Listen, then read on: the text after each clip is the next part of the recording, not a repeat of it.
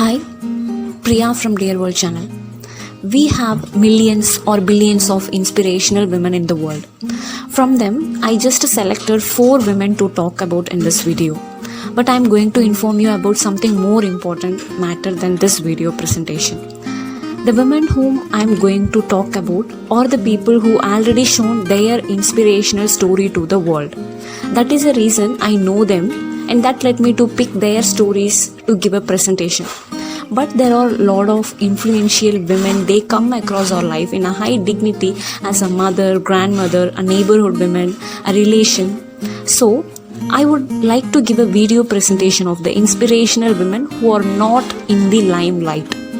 To do that from my side, I am requesting from your side is just give me those inspirational women list whom you know, so that I can make a video to honor them and we can achieve this very important goal. I am requesting the details or your name. Your name, that is the person who brings the inspirational women. Name of the inspirational women. Photo of the inspirational women. Photo is optional. If you are not willing to share their photo, leave it as optional. But if you share it, it will be very nice for video presentation. And the story of the inspirational women, okay, in which you get inspired of her. See, after you shared, if she is an inspirational woman, I will definitely make a video to show them to our world. Alright, let's talk about the grade 4 inspirational women here.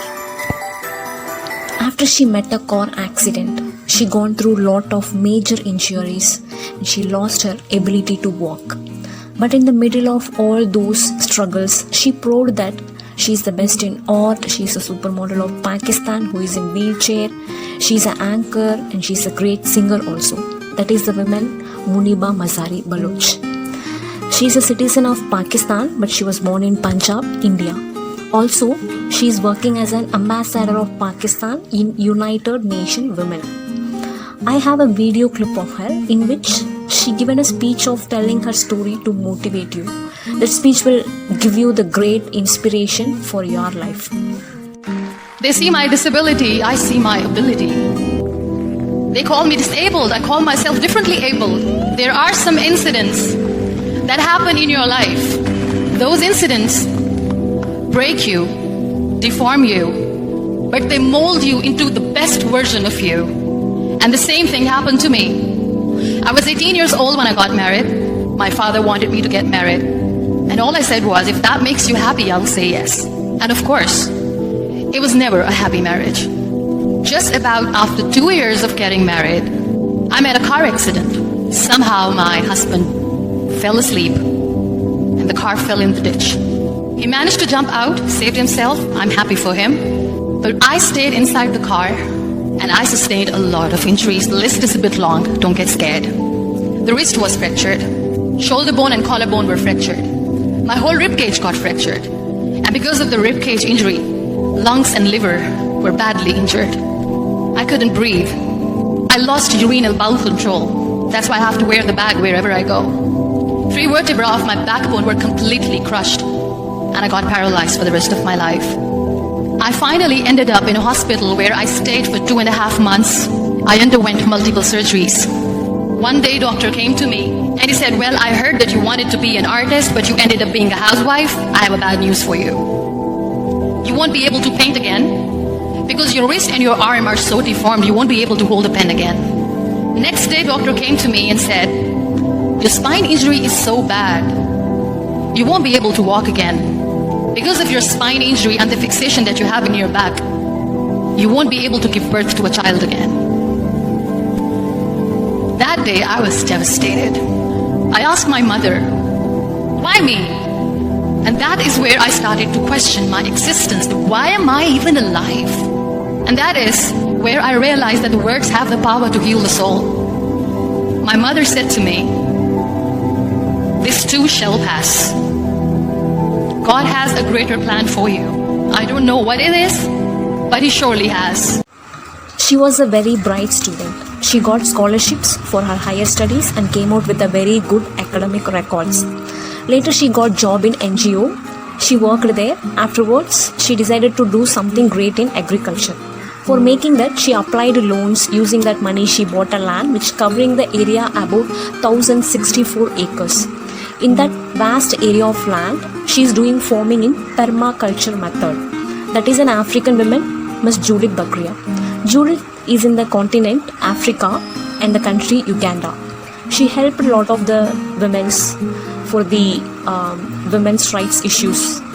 For that 1064 acres cultivation land, Judith named Buzino fruits and trees. Now that area became so popular in that country. It is getting $90,000 as an annual turnover. It is great that as a woman, she made a huge impact in the agriculture. We have a small video of Miss Judith bakriya in her own land. Now to other stories. 19 years ago, Judith bakriya quit our NGO job to start farming. Our 100-acre farm of fruit trees, herbs and animals runs on a concept called Permaculture, where nothing is wasted. Judith has also been working to transfer this knowledge to the communities around her. I'm Judith bakriya, the Managing Director of Buzino Fruits and Herbs. This is a 1,064 acres of land located in 4 districts of Uganda. Where we are today, it is 60 acres, where we are growing fruits, avocado, mangoes and jackfruit, and we are perhaps the largest grower of avocado in Uganda. When we first started agriculture here, these were bare lands that were with a lot of soil erosion and gullies, and the first thing we did was to bring back life. That is planting trees, bringing a lot of manure and putting in the gardens, and then start planting trees all around. Traditionally, in Africa and in Uganda, we grew our crops as a forest. In the forest you find trees, you find climbers, you find animals. And people walked in, harvested and walked out. And that concept is disappearing. We have set up this farm as a permaculture farm. And permaculture means that we are integrating a lot of crops and animals. And we do zero tillage. We harvest water so that we can preserve the environment. And when you get here, it looks like a forest. As per the law of government, after a person did an extensive criminal actions, the person to be sentenced for death, it is a capital punishment for the crime.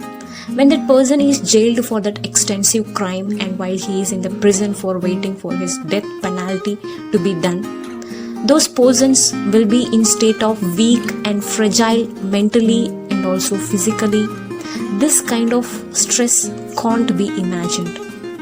In those situations, Sister Gerard Fernandez is doing the job of giving counseling to them and try to make peace by her kindness. She is a Singapore woman. Even after all the crimes they have done, the inmates of death row, they are also just a human being. How could they feel? And what is the state of their mind? It is completely out of control. Helping them in that state, it is something more precious service beyond the job what Sister Gerard Fernandez is doing. In this video, she is sharing her work experience. Please see that. I get to love all the inmates that I walk with, because I walk with them for a number of years, and I build a relationship. You think it's easy for me to kneel there and pray and watch them being killed? It's not. It's painful. So at this stage of my life, let's just abolish it, right? But I respect our laws, the laws of my country. I respect them. She is insisting to follow the traditional practices in the favor of nature, advising that we have to be friendly with the nature in our living habitations. She organized a foundation for the research of science, technology, and ecology. That is a great woman, Vandhana Shiva. She is an Indian. She is one of the leader in the International Forum on Globalization. She owns lot of awards. One of the awardees, she received the Right Livelihood Award in 1993 and 2010. She wrote more than 20 books. In every speech of Miss Vandhana Shiva, her strong intention will be to save the earth by following the nature-friendly habitation. There is a video clip of her. Will say the same message to you. To let the water systems and food systems and planetary climate systems get destroyed, that is the stupidity which rules us today. So our challenge really is against stupidity. Finish the water, you'll find a substitute. Finish the food, you'll find a substitute. But are there substitutes for the real things that make life work? No. The food that they say they'll find a substitute is fake food that is doing huge amounts of damage to our health. And in water anyway they can't create it, they can steal it. So the powerful go to poorer communities to divert more water. I don't think the planet will die. I think the earth is too powerful. She's lived through hotter times, colder times. She's lived with dinosaurs, without dinosaurs. She'll live with human beings, without human beings. We are dispensable. She'll find a way. We need to protect our earth. Thank you for watching. Stay safe from COVID-19.